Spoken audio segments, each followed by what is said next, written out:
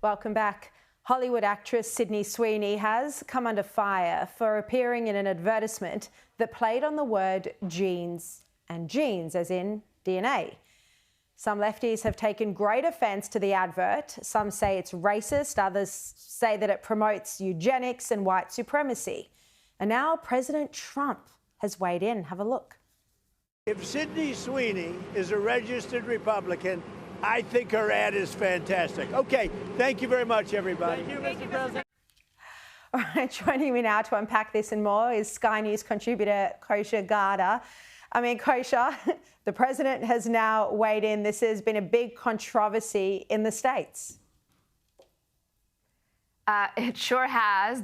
Supposedly the internet sleuths figured out that she registered allegedly as a Republican. It seems to be her name, and it coincides with her buying property in the state of Florida where she registered. Look, it's funny. The reporter asked President Trump this comment. It was a huge controversy culturally. He does understand cultural stories and has a talent, I would say, of inserting himself at the right time in those. He's playing on the fact that he has made no secret of his, shall we say, penchant for attractive women. It's gotten him in trouble at different points in his life, so he's mentioned that. But then doubling down on the fact that she's a Republican, I think, is interesting from a big picture perspective, because it might be telling us that we're past cancel culture. It would have been anathema just a short time ago for somebody in the entertainment industry to come out as a Republican, and the fact that she's doing that, maybe that's a positive thing, that people can feel free to express their political persuasions and not be canceled. Well, let's talk about his immigration crackdown, because it does seem to be working. The US is reportedly on track to achieve net negative migration for the first time in 50 years. Now, Kosha, this was one of Trump's key campaign platforms. Yes, this statistic is actually quite stunning, that in the last half century, it is the first time as you say, that we're seeing net negative migration. It is something he ran on and won on, frankly, in his first term. That was one of his signature issues, as well as this time around.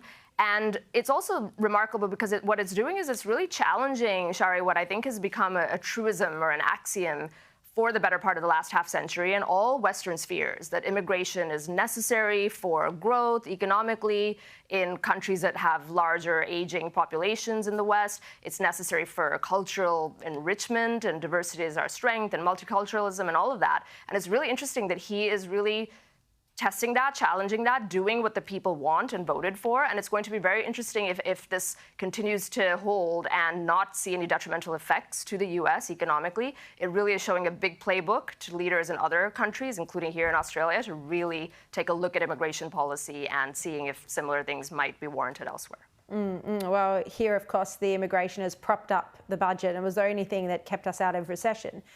Now, big news in the US, but of course caused the housing market to go into absolute crisis.